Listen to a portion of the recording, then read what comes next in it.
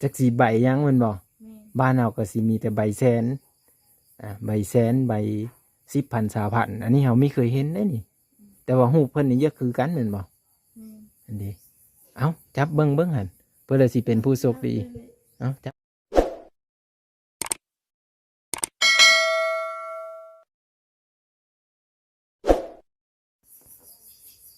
มื้อนี้น้องสาว2 คนก็ได้มาพร้อมหน้าพร้อมตากัน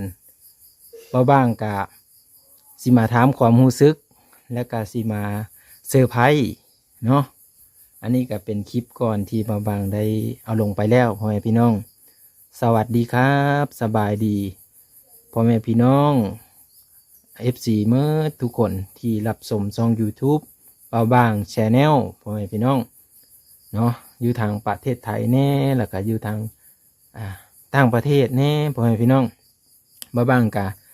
สิมาเฮอฮู้จักทางน้องสาวทั้ง2 คนเนาะสิเฮอเพิ่นแนะนำตัวเอาน้องสาวร้อยแนะนำตัวก่อน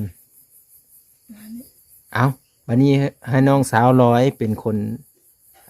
แนะนำตัวแล้วก็สบายดี FC ก่อน สบายดีน้องละอ้อย ชื่อสาวร้อยหรือว่าน้องร้อยอายุจักปี15-16 ปีอายุ15-16ประมาณนี้แหละเนาะเอาผู้ที่2แนะนำตัวสบายดีน้องสาวลิน้องสาวลิอายุ14-15 ปีนี่แหละ14-15 ปีเนาะทาง2น้องสาวนี่แหละมื้อนี้ฮู้จักอยู่บ่มีข่าวดีได้มื้อนี้มาหูหั่นแหละมีฮู้จักเพิ่นแล้วซ้ำโอ้ยนั่นแหละเพิ่นว่ามีฮู้จักซ้ำพ่อแม่พี่น้อง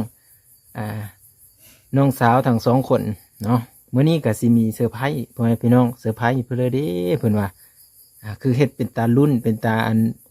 เดี๋ยวเบิ่งไปดนๆแท้เพิ่นว่าเอาสิมาถามความรู้สึกของน้องสาวร้อยก่อนว่าน้องสาวร้อยเคยเห็นเงินบาทอยู่บ่มีเคยไม่เคยเห็นเคยได้จับอยู่บ่เคยได้จับอยู่เทื่อหนึงเคยได้จับอยู่เนาะอันนี้ก็ได้แต่ว่าสิได้มาเป็นของตัวเองนี่ไม่เคยได้แม่นบ่ไม่เคยได้พ่อแม่พี่น้องก็เคยได้ตั้งแต่เคยเห็นไม่เคยได้เราเคยเห็นเนาะเพราะว่าบ้างได้ใบ20 บาทเนาะก็เลยเอาให้น้องสาวร้อยตอนก่อนนะให้น้องสาวร้อยและน้องสาวลิคนละอันนั้นคนละจักใบก็คนละ2 ใบประมาณนี้พ่อแม่พี่น้องเนาะเอ้าเป็นอะไรก็ได้ฮู้จักแล้วว่าน้องสาวอันนี้ก็มีฮู้จักน้องสาวร้อยก็ได้เนาะเพราะว่าอยู่เขตชนบทเนาะเลยไม่ได้คอยได้ใช้เนาะน้องสาวร้อยเคยไปไถบ่บ่มีเคยไม่เคยไปไถพ่อแม่พี่น้องน้องสาวลิก็ไม่เคยเหมือนบ่แม่นยังบ่เคยยังไม่เคยจักเธอเนาะวันนี้เลยบ้างสิมาถามอีกเนาะน้องสาวร้อยนี่เด็กคันสมมุติว่าใหญ่ขึ้นมาคิดอยากไปไถบ่อยู่ไปอยู่อย่าไปหาเงินบ่โดยอย่าไปหาเงินอยู่ทางประเทศไทยพ่อแม่พี่น้องเพื่อว่าจะได้มาสร้างสาหรือว่ามาเฮ็ดเฮือนเฮ็ดศาลเนาะโดยนี่ตัวนี้ก็ได้พ่อแม่พี่น้องเพราะว่าผู้นี้หันเป็นลู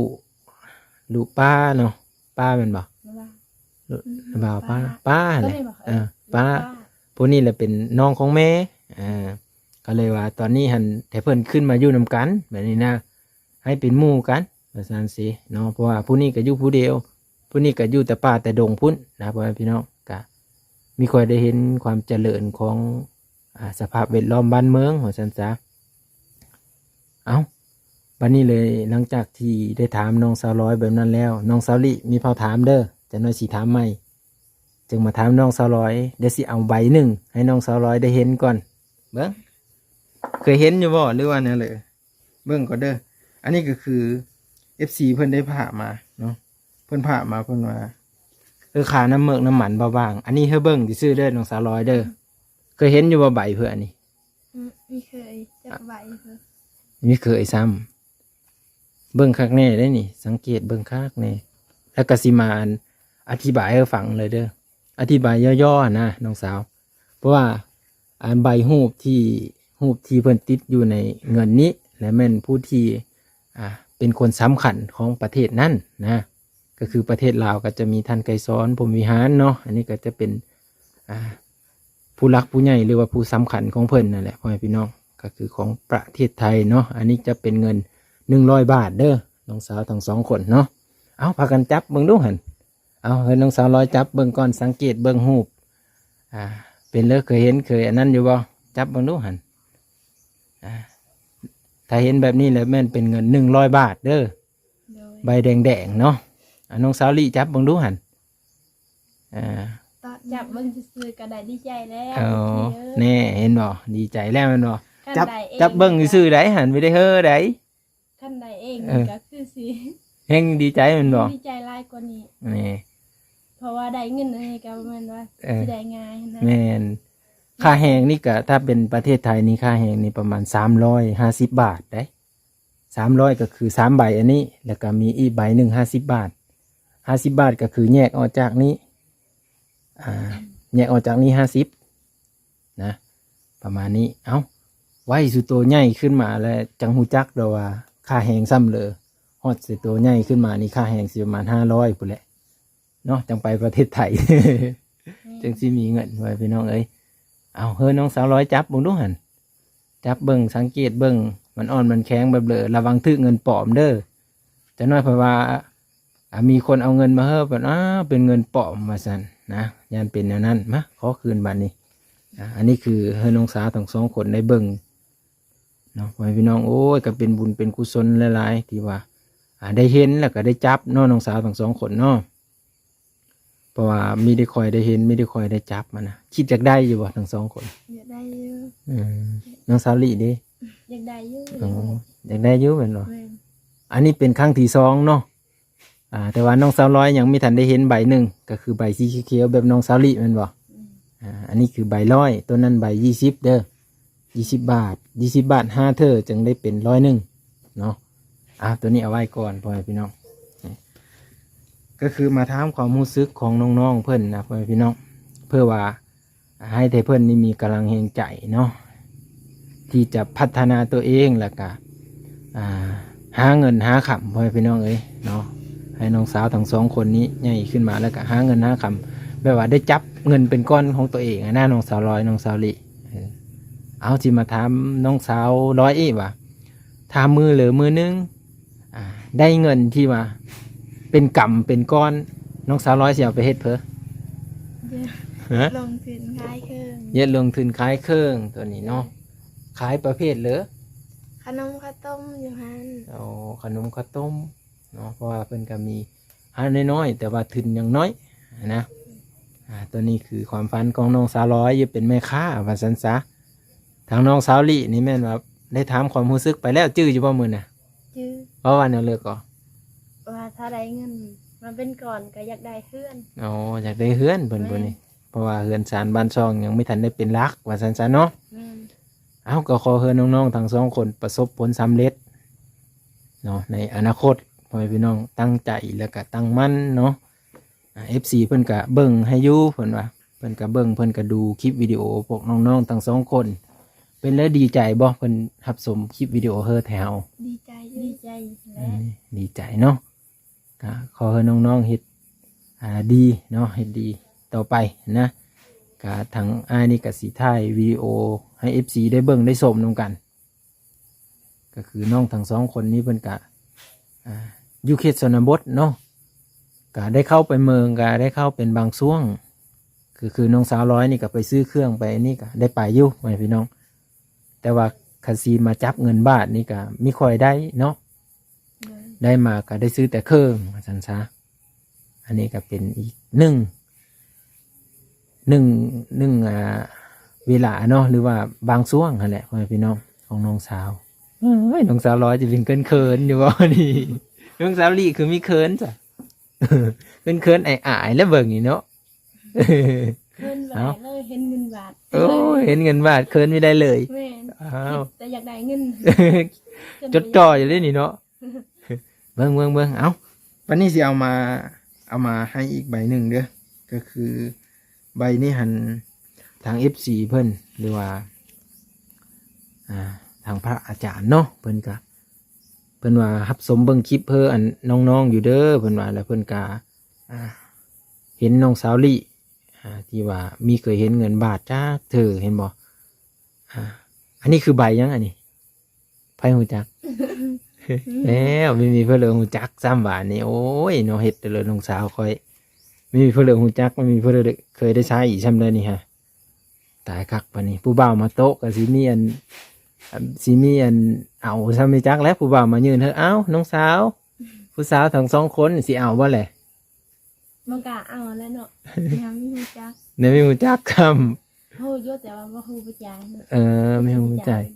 จักสีใบยังมันบอก แม่ บ้านเราก็สิมีแต่ใบแสนใบแสนใบ10,000 20,000อันนี้เราไม่เคยเห็นได้นี่ แต่ว่าหูเพิ่นนี่เยอะคือกันเหมือนบ่ แม่ อันนี้เอ้าจับเบิ่งหันเพื่อเลยสิเป็นผู้โชคดีเอ้าจับเบิ่งนี่ตัวนี้คือเป็นใบ1,000 บาทเด้อตัวนี้เด้อใบ1,000 บาทตัวนี้ ใบ1,000 บาทอีหลีได้ บ่ทัน ตกเงินกีบเป็นเท่าไหร่ เงินกีบนี่จะตกเป็น600,000กับ70,000กีบประมาณนี้เนาะเงินมันขึ้นมันลงแต่ละมือมันจะบ่ซ้ำกันเด้อตัวนี้ตัวนี้มันรู้จักอยู่บ่นี่ บ่ฮู้ โอ้ แม่ FC เพิ่นให้ได้อ่ะ ไปรีบ แม่นเด้อ ขอบคุณ FC เด้อ FC อยากให้ อวยพรให้เพิ่น ก่อนนั้น เอานบมือขึ้นน้องสาวทั้งสองคนเนาะดีใจบ่ได้เงินเอาถามอีก ดีใจ น้องสาวร้อยได้ดีใจนำจะบ่ ใจน้องสาว โอ้ดีใจนำพ่อแม่พี่น้องเพราะว่าน้องสาวลี่นี่กะมีเคยเห็นเนาะ แม่ ได้เอาบัดนี้สีเฮาเว้าตำหลังอวยพรให้ FC เด้อเอานบมือขึ้นมานี่ขอบบุญขอบคุณ ขอบคุณ FC ที่ ไอ้ร้อยก็เว้านำกันที่เมตตา ที่เมตตา น้องทั้งสอง น้องทั้งสอง หลานทั้งสอง ร้านทั้งสอง ขอให้ FC ขอให้ FC มีแต่ความสุข มีแต่ความสุข ความเจริญ ความเจริญ ปราศจากความทุกข์ ปราศจากความทุกข์ ตลอดไป ตลอดไป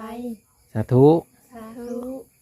อันนี้ก็ FC อยู่ดีมีแหงเด้อ เออ ขน่อยจะเห็นเงินอันนี้ก็ขน่อยดีใจร้ายแล้ว เออ FC บ่ได้ดีกะขอให้ เอาจับอีก จับเบิ้งจับเบิ้งกับเบิ้งหูเบิ้งอันนั้นแหละเนาะว่าถ้าอันนั้นยันแบบมีคนมาโต๊ะมาลอกมาลวงหรือว่า เอาเงินใบนี้มาให้แต่มันยักค่ายคือกันเนาะให้น้องสาวเพิ่นสังเกตเบิ้งเนาะบางทีมันจะบ่มีเส้นอันนี้เบิ้งไอ้สิบอกนี่เส้นอันนี้เนาะใบมันสีอ่อนๆแล้วคือกับเจอันนั้นเป็นเงินปลอมมันนะต้องเบิ้งให้คักแน่ยันมีคนมาซื้อเครื่องซื้อของในอนาคตและยันเขามาตัวแต่เจ้าเนาะอันนี้ก็คือได้มาทำความรู้สึกของน้องๆเนาะเอาเป็นอะไรดีใจหุ่ม แม่น ๆยิ้มเปย ดีใจร้าย ๆโอ้ดีใจหลายเนาะย่อมือสุดซอก เนาะเพราะว่าน้องสาวเพิ่นนี่ก็ได้รับแล้วเด้อพ่อแม่พี่น้อง FC ทางผู้รักผู้ใหญ่เพิ่นก็น้องบ่าวบ้างก็ดีมกดีใจหลายที่ว่าได้เป็นสะพานบุญครั้งนี้เนาะบ่าวบ้างก็เพิ่นเธอค่าน้ำมึกน้ำมันอยู่200 บาทพ่อแม่พี่น้องเอ้ยเนาะเอาคลิปวิดีโอหน้ามาพ่อกันเมื่อคลิปนี้ก็ขอบบุญขอบคุณอีกครั้งหนึงเนาะก็ขอให้ FC อยู่ดีมีแห้งบุญคำนำสู่ขอให้ปราศจากความทุกข์มีแต่ความสุขตลอดไปบ่าวบ้างก็จะได้เฮ็ดหน้าที่หรือว่าถ่ายวิดีโอในขั้นตอนต่อไปขอให้พี่น้องฝากติดตามและกดแชร์เพื่อเป็นกำลังใจให้ทีมงานและก็น้องๆทั้งสองคนเฮ็ดคลิปออกมาในวิดีโอต่อไปเอาสบายดีก่อน